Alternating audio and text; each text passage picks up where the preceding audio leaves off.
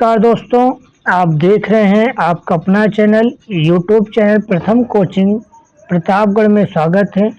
आज हम लोग पढ़ेंगे तरंग के बारे में देखेंगे। पहला प्रश्न दिया है कि रात दृष्टि उपकरण में किन तरंगों का प्रयोग किया जाता है। ऑप्शन दिया है दृश्य प्रकाश, अवरक्त किरणें, पराबैंगनी किरणें, सूक्ष्म तरंगे। तो इसका राइट आंसर हो जाएगा आपका अवरक्त किरणें।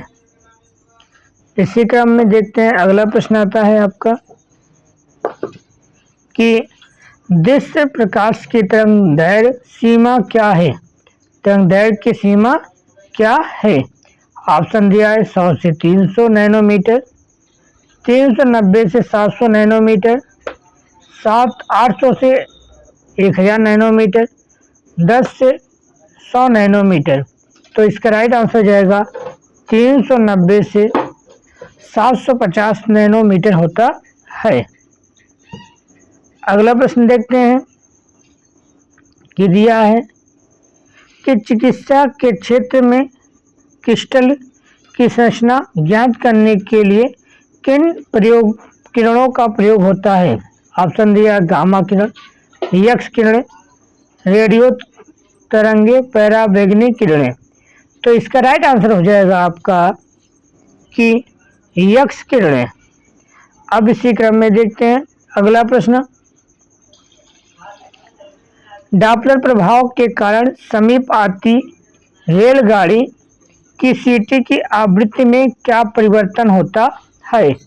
आवृत्ति घटती है, आवृत्ति स्थिर रहती है, आवृत्ति बढ़ती है, इनमें से कोई नहीं। तो इसका राइट आंसर हो जाएगा आपका आवृत्ति बढ़ती है।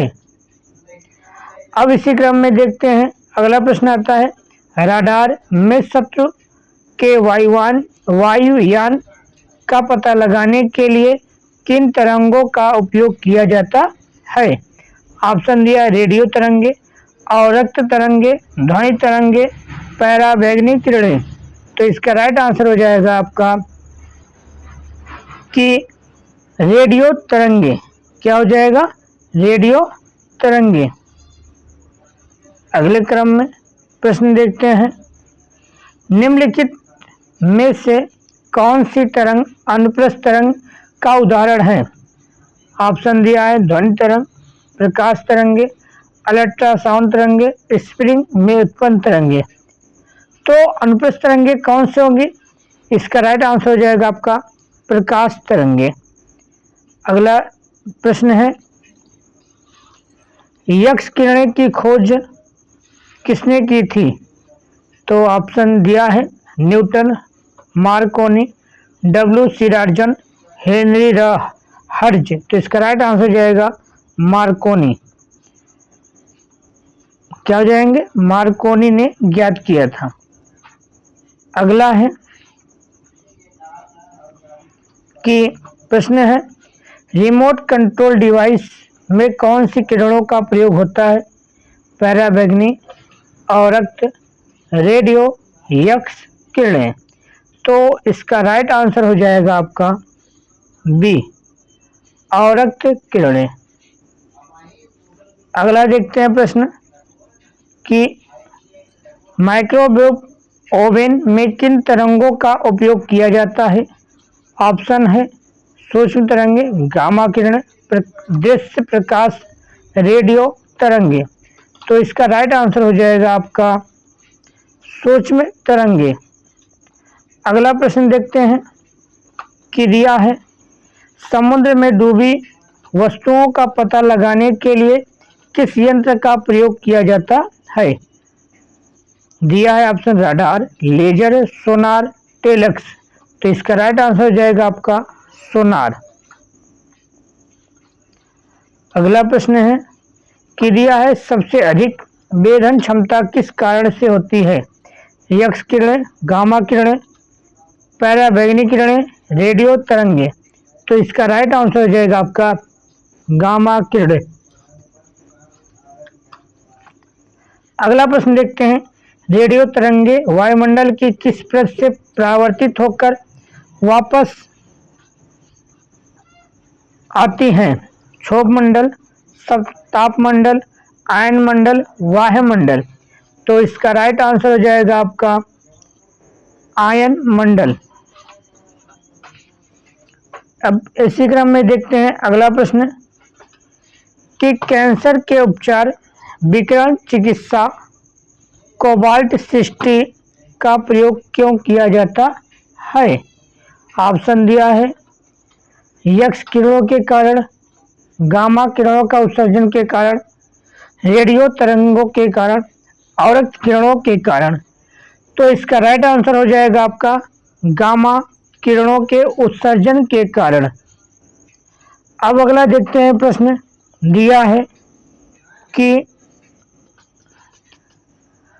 दो उत्तरोत्तर श्रृंग और दो गर्तों के बीच की दूरी को क्या कहते हैं?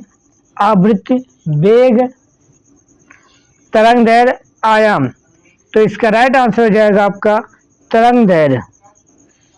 अब देखते हैं अगला प्रश्न है कि कीटों तथा क्षति पहुंचाने वाले जीवों को घरों से भगाने के लिए कौन सी तरंगों का उपयोग किया जाता है?